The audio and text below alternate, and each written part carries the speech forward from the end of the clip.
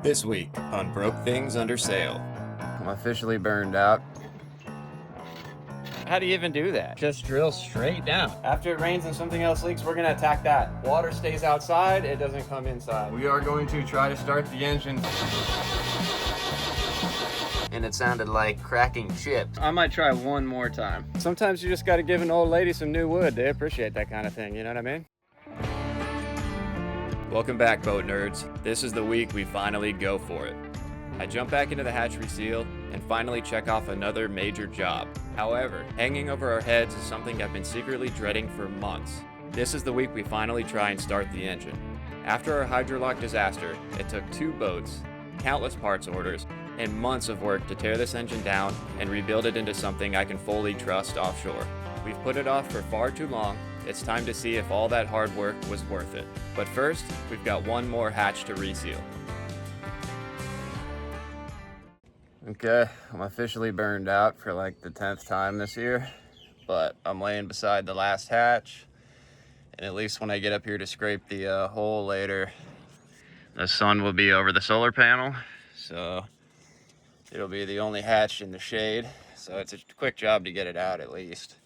And then I can move on to whatever I'm gonna do with this keel and starting the engine, see how that works and all kind of stuff. So yeah, no rest for the weary. We're gonna get on this hatch right now and yeah, do it, I guess. Okay, got it out. This is gonna be another tough one. I think a lot of these holes are stripped out and they're also drilled by the same monkeys as the foredeck. Like this screw is sideways like this, that one's like that. That's crazy, first of all. But anyway, let's talk about hatch design, because I feel like I could design a way better hatch than I'm seeing here. Like, I don't understand this. So first of all the screws are on the exterior of the sealing mechanism. Why? Just invert that. All the screws should be on the inside. Yeah, I don't get that. All the screws should be on the inside. That would just make it so much easier to seal, because there's a chance that every single one of these screw holes could leak water into the boat. Second thing is, you're trying to seal these frames to a flat fiberglass deck. Well, mine's not flat, it's all wavy because they screwed that up, but generally that's the case. So they got these recessed, or they got these extrusions on the bottom of the hatch so the screws can sit in there flush, but there's no need for the screws to sit in there flush. So why would you do that? Because now these holes are what the hatch sits on the deck, and makes it really hard to seal in between. So that doesn't make any sense. Flatten that out, get a completely flat sealing surface onto the deck of the boat, and invert the surface there. I mean, that would solve basically all of our leaks right there. And that would enable me to just use butyl instead of running sealant around the outside of all of them. But whatever, man. I don't understand this design here, but this is what we got. So we're gonna make do. Okay, since I'm going up and down this ladder 300 times and doing all the hatches and window stuff down here, I got an organized shopping bag situation. So in here is all the tools that I need, along with the drill, to take the hatches off and to clean up the seals upstairs. And this bag is everything I need to swap out the handles and stuff like that. And in this bag is everything I need to drill out the rivets and clean them up and put new ones in.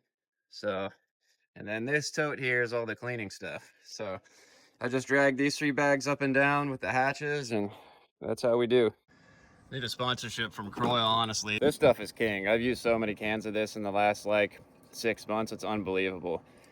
This stuff is amazing for getting stuck crap out. Also, the other MVP are these bad boys, vampires or vampliers. So it's got these teeth on it on the top side and on the sides. So you can grip stripped out screws either like that or like this and get them out. And these things have been MVP for me also with these frames. Yeah, man, these 2 things, awesome. Well, it's pretty clear this is gonna be the hardest one to clean up. They use some pretty hardcore sealant on this bad boy. So please, nobody sponsor us any hatches, because I don't think my fingers can take any more scraping.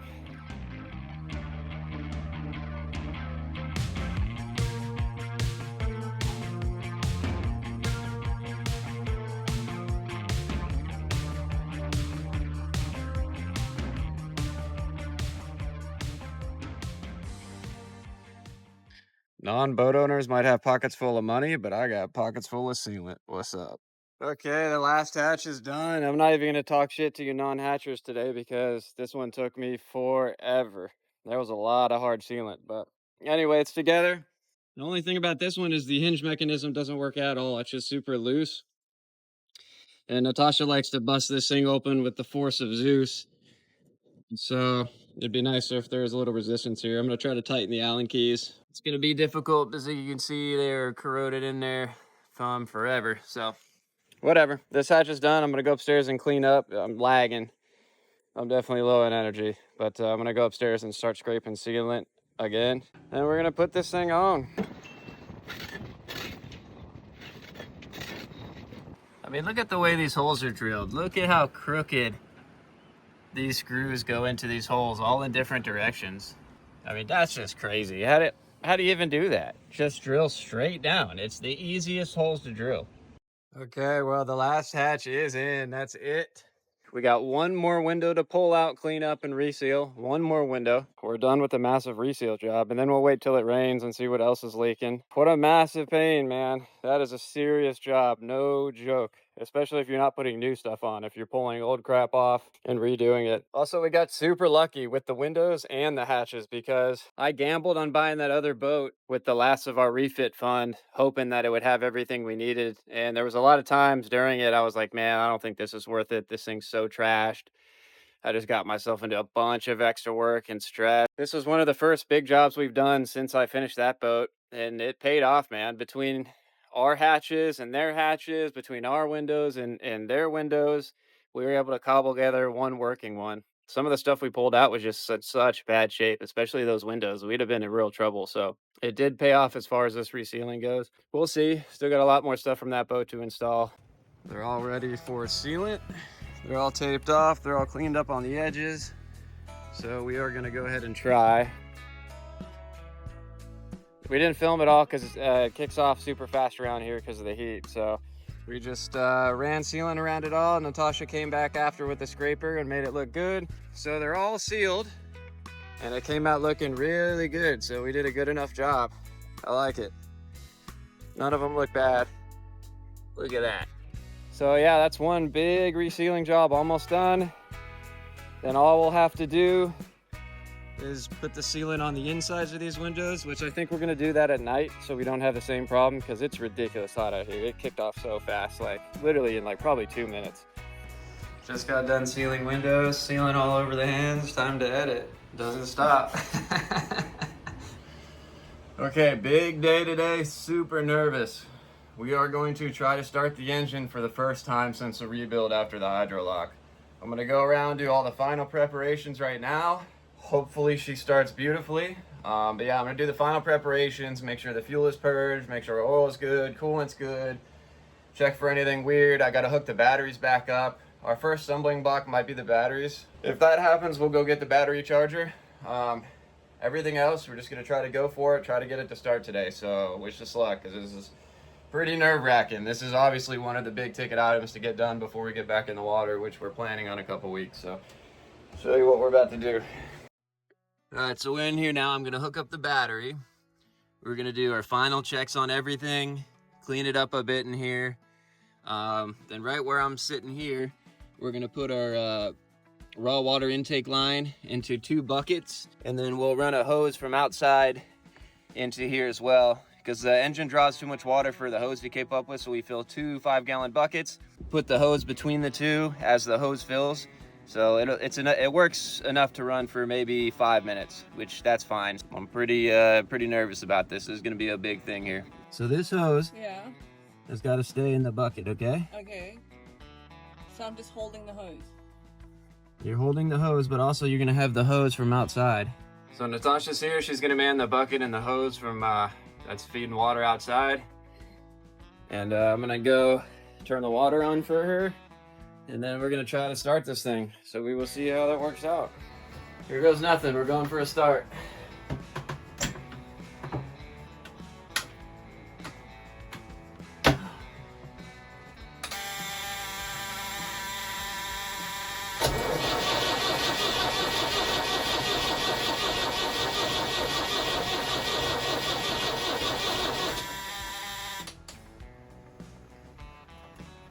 Okay. Not great. Let's see if I can prime it. Good, babe.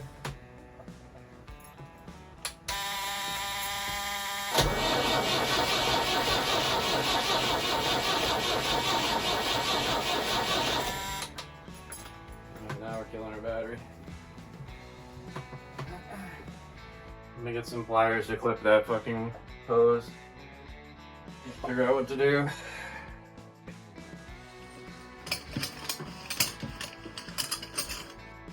She's not starting, which I don't think she's primed. And the mechanical lift pump we put in there, it's not priming it. So I'm gonna try and put this on one end of the fuel filter, see if we can get fuel to come out.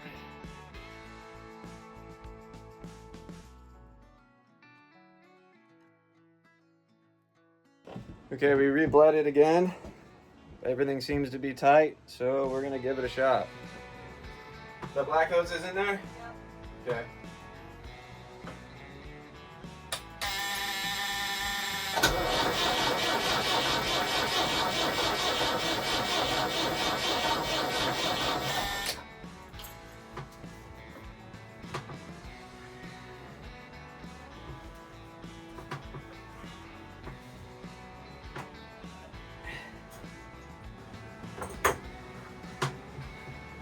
Nope. So we didn't get it started. I'm pretty seriously concerned that it is our fuel pump, which was like gonna be a real big problem for us. So I'm hoping not. Also, we're having battery issues. Lended out a battery charger to a friend. It's now not here. So we went through a couple battery chargers trying to find one that's working. Hopefully that works. So hopefully we can get it up to be able to try to start it again. This started leaking really good. You can see the mating surface isn't flush, so that's why. So maybe I can, I'm gonna try to sand this down right now.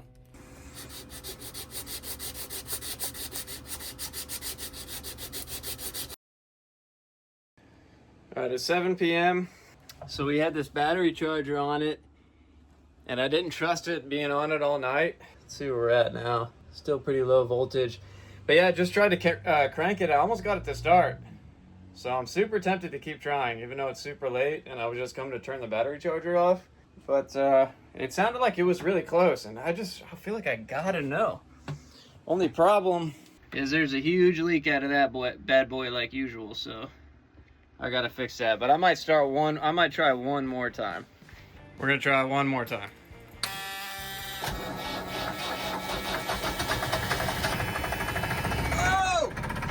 She runs, dude! She fucking runs, bro! No way! She's running, bro! You check that coolant. Or, sorry, yeah, it's sucking the water down. Dude, she runs! What? Oh, I can't tell you the relief. What a stressful day of thinking a whole bunch of things are wrong and the fuel pump is maybe wrong. She is pissing all the cooling water out of that heat exchanger right now. You can see it pooling up down there. I don't know how I'm gonna seal that up. That's gonna be super sketchy. But honestly, at this point, I don't care. She runs. I cannot believe it. Oh, I'm so stoked right now. That's such a huge win. That's such a huge win. Let's check it out. I might have had a couple beers too before coming down here, but you know, when your life's this much of a mess, sometimes you just gotta do that. So we got one massive leak for sure on the heat exchanger end, so I'll figure out how to seal that up. I came down here to shut off the battery charger, so we borrowed this from another cruiser, but I'm not really trusting that thing overnight unattended. But oh man, it feels so good to hear it run. That's just, oh, that's such a weight off. Unbelievable, to tell you guys. I mean, we tore this thing apart. She's an old rusty girl. So, and then the fuel pump saga, that was something concerning. All right, well, I'm gonna get it set up because I gotta get out of here. I'm tired. I still need a shower. It's been another, I mean, it's 7 o'clock now. I was out here at 8. So, all right, we're gonna get this set up. All right, so we got her drained out into a plastic bag. You know how we do around here.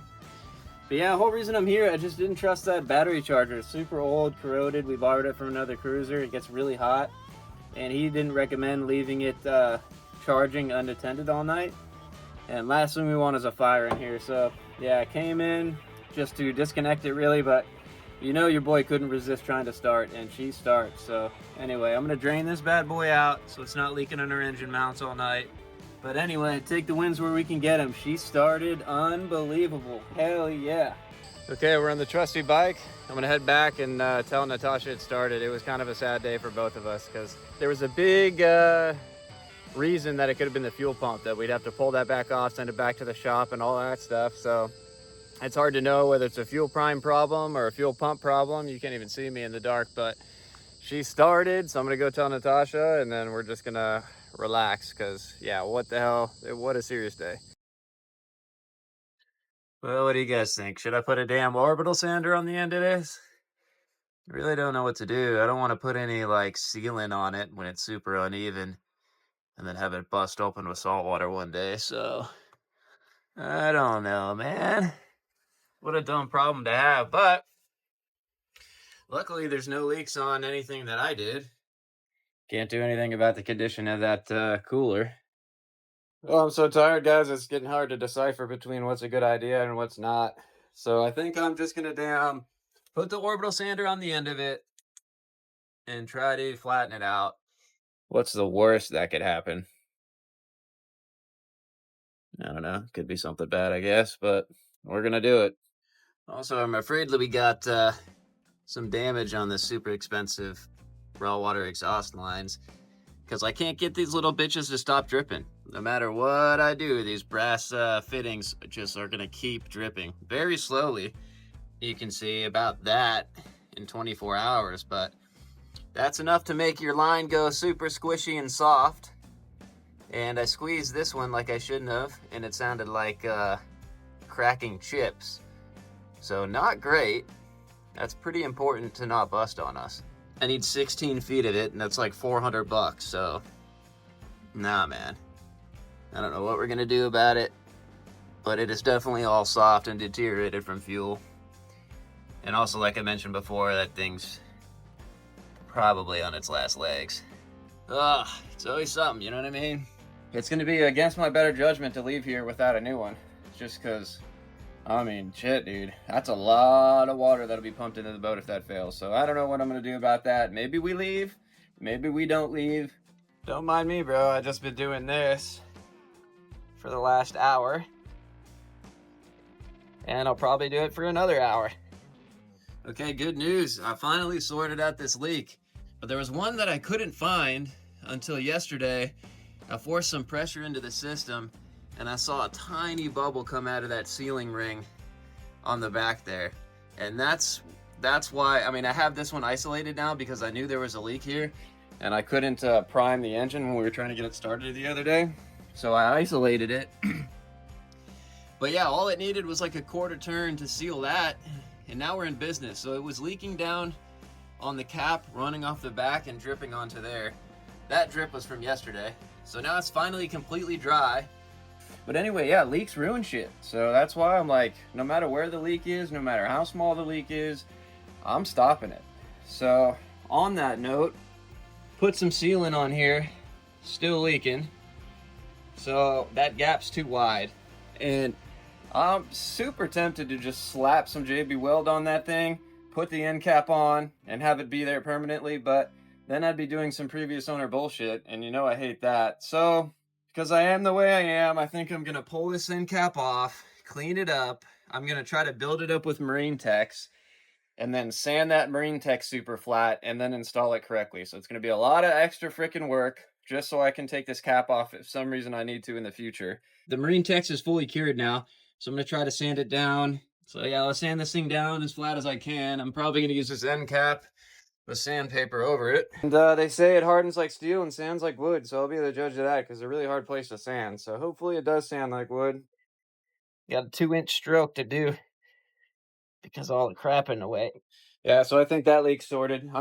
Dude, I don't miss leaks, man. I used to hang off the back of jets on full afterburner with the cowlings open, just trying to find leaks. Like, I'm telling you, I'm not gonna miss a leak. So we've almost got most of them now. And then, yeah, we'll go to war with the rest of the leaks.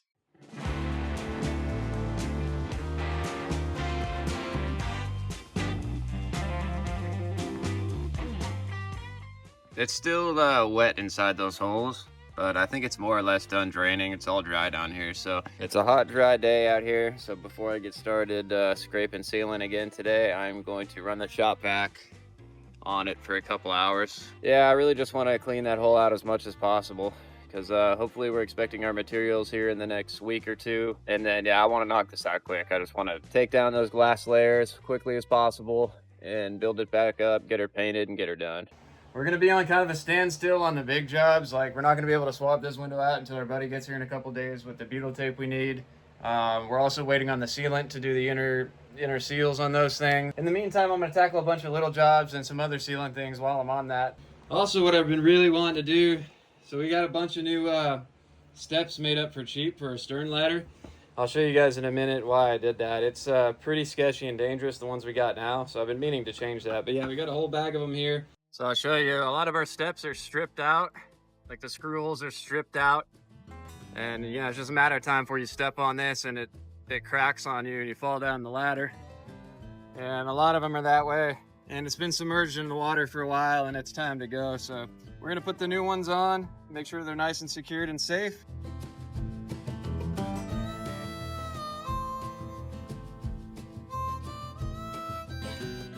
It's looking good.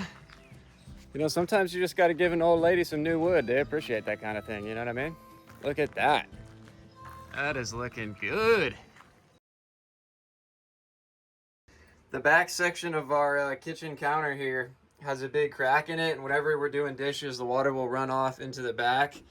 It'll get down in here. It's going to be too dark to see now, but it'll start molding up all the stuff in the cabinet. So while I'm on this sleek bender right now, I want to get rid of all the stuff that drives me crazy, because anywhere that builds up serious amounts of mold, that's a problem. And this stuff kicks off so fast, I couldn't even finish this line and start pulling the tape before it started sticking to it. So I did screw it up a bit, but hopefully I can trim that off once it's cured. But it is sealed, more or less. Also, I got to drill some holes in the bottom of that thing, push it back all the way, and then seal the back ends and the sides, because with the leaks and stuff and water from the bathroom, it'll get down in there and do the same thing, and then that runs back into the engine bilge. So we're going to clean it up. First I got to pull the toilet back out because it's been raining and there's a bunch of crap that fell in here from this window job, which also we did put sealant on, didn't film it in there, you can see. Then we put our new frame up, so it looks pretty good. I think on this bathroom one, I'm just going to do one section at a time, because it just kicks off way too fast. It's crazy. Yeah, we'll switch up tactics for the bathroom. All right, lesson learned. I refined my technique, and look at that bead in the bathroom. You have not seen a bead like that, I promise you. I should have done the less visible place first and refined my technique, because who's ever going to see that? I mean, because you're in there taking a shit and you're looking that way. Once we get the last window sealed and we do the inner seals, then we'll just wait for rains and see what leaks, and then we're going to attack that. After it rains and something else leaks, we're going to attack that, because I'm tired of it. So, yep, that's going to happen. We got sealant coming. Yeah, we're going to make it happen. This is going to be one. Oh, it's a boat. It's a boat. That's when you tell people we have like a million leaks. Other cruisers are like, yeah, it's a boat. Yeah, not this boat. We're getting rid of all the leaks. I don't care if it's a boat. Water stays outside. It doesn't come inside. And even water that's going to be on this counter stays on the counter. It doesn't go below. You know what I mean? Water stays where it's supposed to stay in this boat. I promise you that. Next week on Fish Under Sail. Last window's in. Look at our seal. Sad. I'm afraid to see this in the daylight. Pretty harebrained, but I think it works. See what I mean about arts and crafts bullshit? Look at this thing, dude. Turned out way better than I have any right to expect. Water-filled cracks and voids in the rudder. It's the next day. We're done playing around with this crap. This is what we're gonna do.